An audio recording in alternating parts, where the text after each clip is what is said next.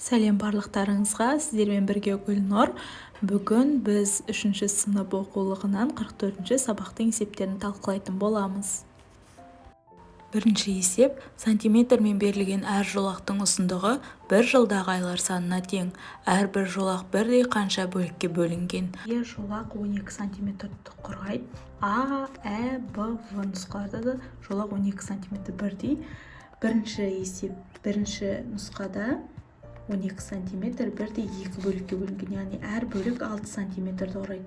Ә нұсқасында 12 сантиметр жолақтың ұзындығы 3 бірдей бөлікке бөлінген, тең болады 4 сантиметр. Әр бөлік 4 сантиметр. Б нұсқасында жолақ 12 сантиметр, мұнда да оны 4 бөлікке бөлген, әр бөлік 3 сантиметрді құрайды. В 12 сантиметр 6 бөлікке бөлінген, әр бөлік 2 сантиметрді құрайды. Екінші есеп: кесінді тең бөліктерге бөлінген. Кесіндінің бір бөлігінің ұзындығын өлше. Бір бөлігін білу арқылы барлық кесіндінің ұзындығын қалай табуға болады? Бөлігінің ұзындығы 3 сантиметр. Ол 2 бөлікке бөлінген, яғни 3 сантиметрді 2-ге көбейтеміз, тең болады барлық кесінді 6 сантиметрге тең. Ә нұсқасында да дәл солай. Мұнда 5 бөлікке бөлінген, бір бөлігінің ұзындығы 2 сантиметр. 2 сантиметрді 5-ге көбейткенде 10 сантиметрді құрайды.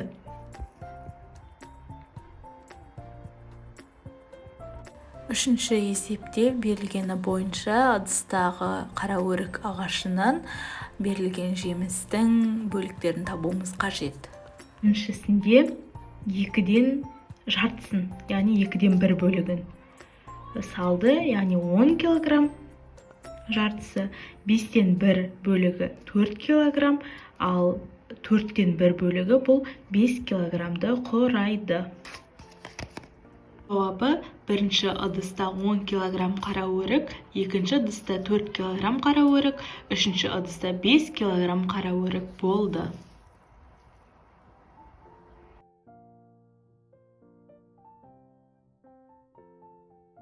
Шарты: бір қарбыздың массасы 8 килограмм. Қарбыздың 2-ден 1 бөлігі белгісіз.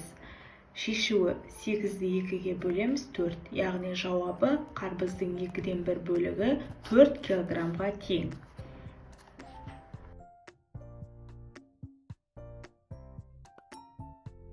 Қарбыздың 2-ден 1 бөлігі 4 килограмм.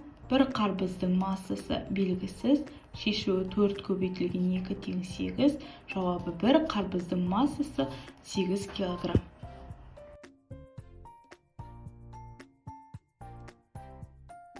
Жәшіктің 4-тен 1 бөлігі 4 килограммға тең. Бір жәшіктің массасы белгісіз. Шешуі: 4 килограмм көбейтілген 4 тең болады 16 килограмм. Яғни жеміс толы жәшікте 16 килограмм алма бар.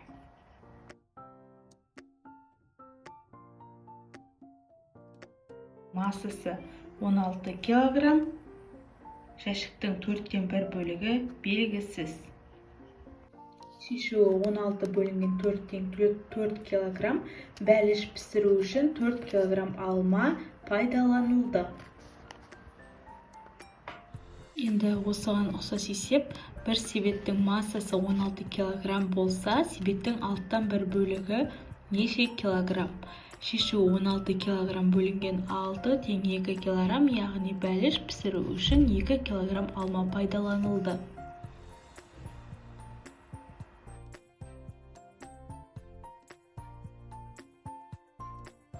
Бір қиярдың ұзындығы 15 сантиметр. Қиярдың 5-тен 1 бөлігі қанша сантиметр? Шешуі: 15 сантиметр бөлінген 5 тең болады 3 сантиметр. Бір бөлігінің ұзындығы 3 сантиметрге тең. Енді осы А нұсқасы бойынша кері есеп құрастырсақ, қиярдың 5-тен 1 бөлігі 3 сантиметр. Бір қиярдың ұзындығы қанша сантиметр? Шешуі: 3 сантиметр көбейтілген 5 тең 15 сантиметр. Қиярдың ұзындығы 15 сантиметрге тең.